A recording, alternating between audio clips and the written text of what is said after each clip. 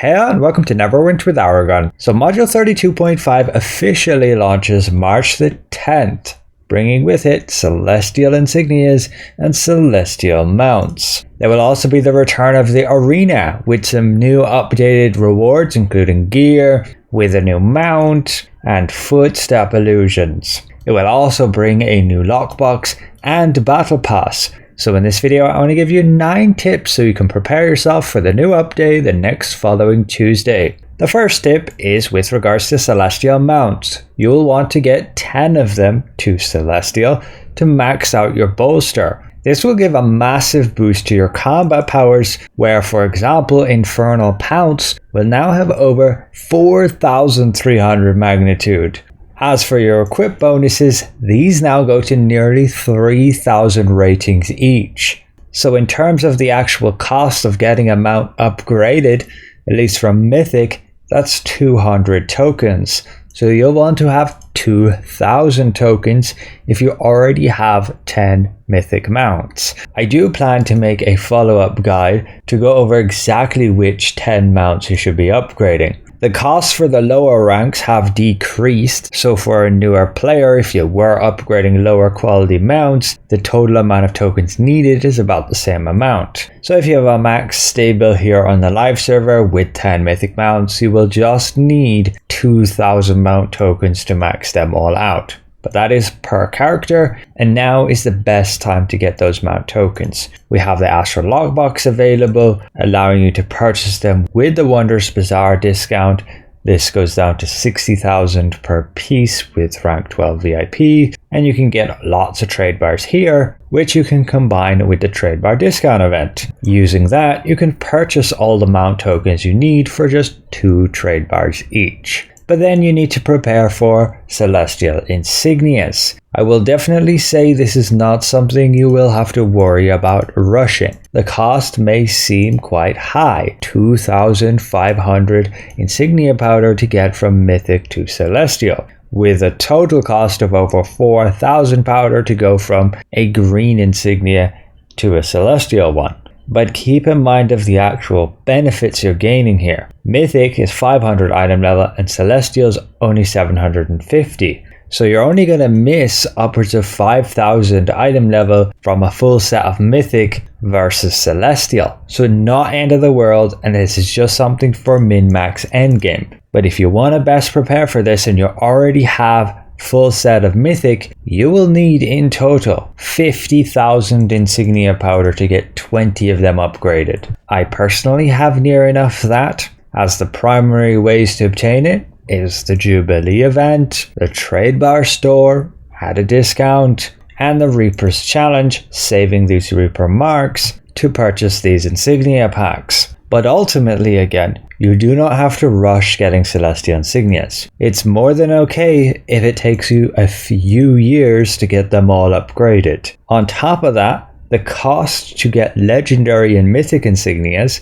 has been halved. So those will become significantly cheaper, which will be really good for newer players to be able to at least get a Mythic set with all those extra ratings and item level versus just the legendary ones. But the next tip is we are indeed getting a new lockbox and a new battle pass. And if you want to prepare for that, well, you can simply save some Zen to buy the premium pass.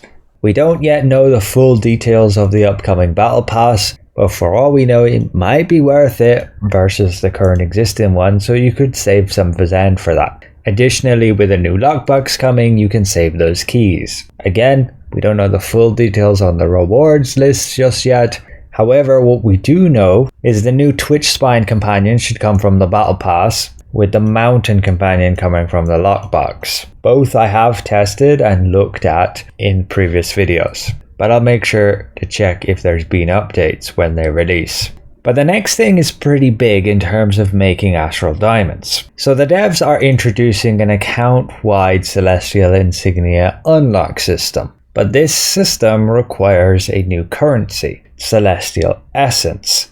Now this will actually have a chance to come from dungeons and trials. From what I've heard, this will be the Advanced Shackles of Divinity and Soul Harvest trial, along with the master versions of those trials. The currency will also be obtainable from the appointment event store using the tokens of participation and will be sold on the Zen market. We don't know yet the Zen market price. So in order to get a full set of 20 Celestial Insignias unlocked as account wide, you're going to need 60 of the Celestial Essence. That may end up just not being worth spending all that Zen to obtain it. So what you actually will be able to do is purchase it from other players via the auction house when they get the drops from the new trials, the Advanced and Master, the two we just mentioned. Therefore, the best thing you can do to prepare is save keys for this content, or have a bunch of legendary dragon keys, and that way you have the highest chance of obtaining it and then being able to sell it for astral diamonds. But again, I don't know how much they're going to go for. It's really going to depend the price on the Zen market. But if you want a full set of Celestial account-wide insignias, you will need 60 Celestial Essence, and the stuff obtained here is bound to character. The next thing to prepare for are the queue updates. So things are changing here. You will now be able to inspect your entire team's mount powers, companion powers, and even insignia bonuses. This is info that prior to this update would have remained hidden. As far as I can see, there's no option to opt out of this info being displayed. So be prepared for that. And make sure you're going into groups of players who you're comfortable seeing what you're using. But in terms of the endgame level, this is a huge help for sorting out the group and to be able to see what people are using and fill gaps with all those different support effects. The next thing is in options. They are adding a sound setting for illusions. These on default are 70%. Some of the new illusions will actually have a sound effect.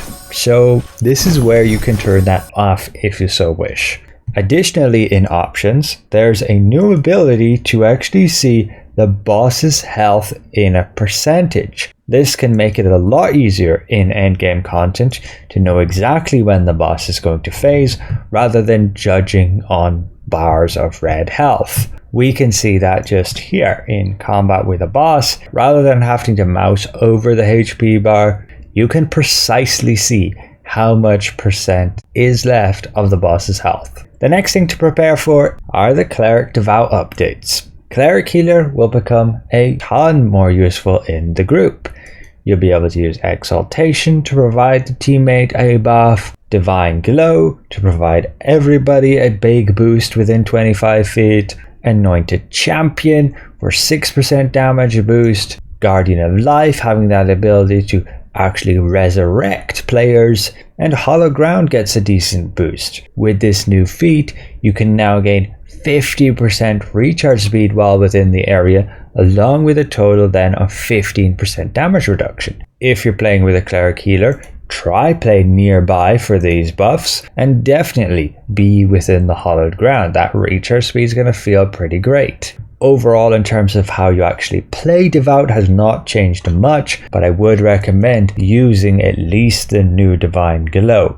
Most people already did anyway for the Divinity. And yeah, the Resurrect will be interesting to see how impactful that actually will be, but you aren't going to be that crazy of a game changer because it simply gives everybody an extra life. You can already go down 5 times and this simply will get you back a 6th time in a fight. Or you're running with people without scrolls or certain mechanics which might one-shot you regardless of skulls. Looking at you, Moon Dancer or Zariel, which will one-shot you if you aren't playing the Tank Buster correctly. So yeah, it definitely has some interesting use cases, but it will generally just be there to make up for players' oopsies. Finally, you can prepare your builds for the arena if you want to be doing that. It's pretty much just for the cosmetics. Getting this mount here, which does have some usefulness, but it's generally just for the bragging rights that you got it. Same for the new footstep illusions. And otherwise, there is some gear, but honestly, it's not much better than what you can just already get with Seals of the Spider God. But you can have a look at the visuals and there can be some cool looking stuff at least. It will of course vary on your class. But overall, that's it for 9 tips to prepare yourself for Module 32, with what new content's coming and how you can best take advantage of the new resources to be able to make some astral diamonds, like that celestial essence. There'll definitely be some people who will pay a decent amount for it. So you could definitely take the opportunity to go back to farming Soul Harvest and your Shackles of Divinity. Again, Advanced will have a tiny drop rate, while Master will have a bit better drop rate. They'll also be available on the Zen market, but don't know yet what cost, but that will very likely determine how much we can actually sell these things for. But with that said, thanks all for watching, and we'll see you guys in the next one.